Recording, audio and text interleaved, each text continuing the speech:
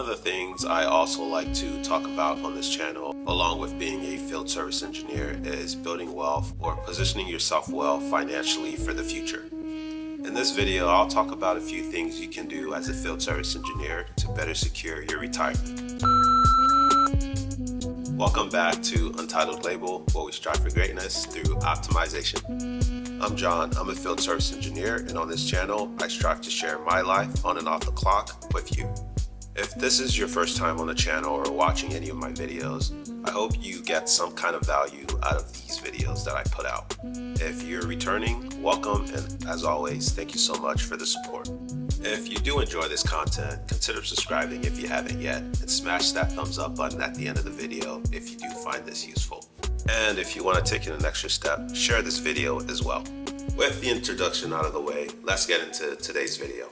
In this video, I'll cover investment vehicles or ways you can invest your money to ensure that you are well set for retirement.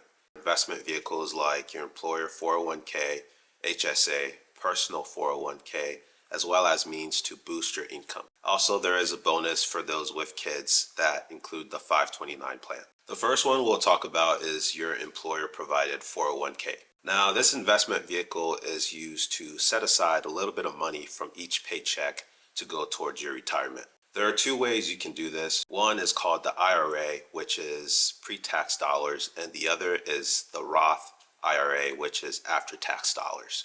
As far as which one is best for you, that's a decision that you're going to have to make for yourself. For me personally, I still have a lot of time left before I'm actually going to be retiring.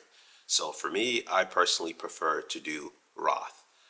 At the moment, I have about 50% of my employer contribution going to Roth and the other 50% going towards my IRA.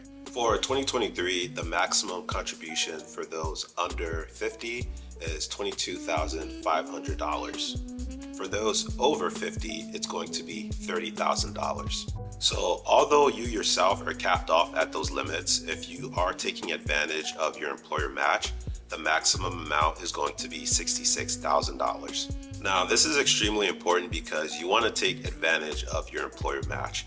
The employer match is technically as close as you're going to get to free money. So let's say your employer is going to match up to 15% of whatever you put in. At the least, you should be at least putting 15% of your paycheck towards your retirement. That way your employer matches 15% as well, bringing you up to a total of 30% going towards retirement. Using myself as an example, my employer has a pretty high match. Therefore, last year I was able to max out my 401k contribution. This year I plan to do the same because at the end of the day, I have very low expenses. Instead of spending that money on things that I don't really need, I'm gonna just save that money towards the future and take advantage of the employer match. The next retirement vehicle you guys should be taking advantage of is your HSA, or also known as your health savings account. This is a great way to defer pre-tax dollars towards a retirement account. It's not necessarily a retirement account. However, once you get to a certain age, you're able to use that money towards health related expenses. So once you're retired, you're no longer going to have insurance per se. So when it comes to that, you're able to use that account to buy things that are going to go towards healthcare. For me, my employer provides a match on this account as well. So double check with your employer and see if they provide an HSA match also. Another good thing is some of this money is invested as well. You're earning compound interest on top of those pre-tax dollars. For 2023, for a single person, the max you can contribute to your HSA is going to be $3,850. I personally like this account because it's a way for me to lower my taxable income. Again, this money is pre-tax dollars. So by putting this money aside towards retirement, my actual income is lower than what it actually should be. Therefore, in a way, I'm paying less taxes right now. I'm all about saving money, paying less taxes, making more money. The last type of retirement account I'm gonna recommend is your personal 401k or your personal IRA. Now, this account is set up similarly to your employer 401k in the sense that you have an IRA and a Roth component to it. For me, I like to just use Roth because this is just me putting more money aside and I'm pretty sure at an older age I'm gonna be in a higher tax bracket than I am now. So in that sense, I want to save as much money tax-free later on in life than right now, if that makes sense. One thing to note when it comes to this personal Roth IRA is if you make more than $228,000, you're not really supposed to contribute. This can cause penalties when it comes to taking that money out. However, keep in mind there is a backdoor Roth method. If you're not familiar with it, look it up. It's another way to add money technically to this account and still contribute to it and get around the income limit of you making too much money. The last investment vehicle I'll mention in this video is a 529 plan. Now, this isn't necessarily for retirement. However, it is a good way to keep your taxable income lower than what it actually is. The 529 plan is used for those that have kids. They plan to send their kids to school. So for 2023, the maximum amount is $17,000 you can contribute to a 529 plan.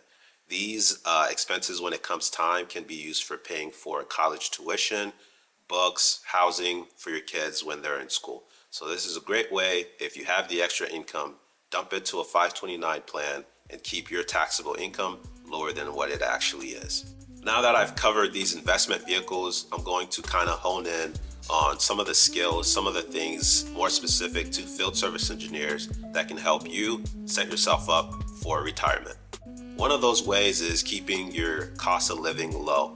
As a field service engineer, we have kind of perks that pertain to us. Being on the road, your cost of living is probably going to be a little bit lower than the average person. Again, for me personally, just speaking based on the company that I work for, my employer, when I'm away, I don't necessarily pay for my hotels, for my lodging. My travel is kind of paid for by the company. Again, this includes my food. I have a daily meal plan or meal allowance that I'm allowed to use as well. Usually I don't really hit that limit. However, it is something that is offered to me to keep my cost of living low. Another tip, this kind of goes for anyone, not necessarily a field service engineer, watching this video, is take advantage of the time. Learn how to monetize yourself and earn more money. Now, this sounds easier said than done. However, you probably have a skill set, a hobby that you enjoy that you can do on your spare time that's going to earn you a little bit more money. For me, it's YouTube for one of the businesses that I have. By putting out these videos to everyone, I am monetized to where through AdSense as well as other sponsorships, I am earning a little bit of extra money. So the good thing is I put one video out, and as long as that video stays on YouTube, it's going to make me money forever or until I die.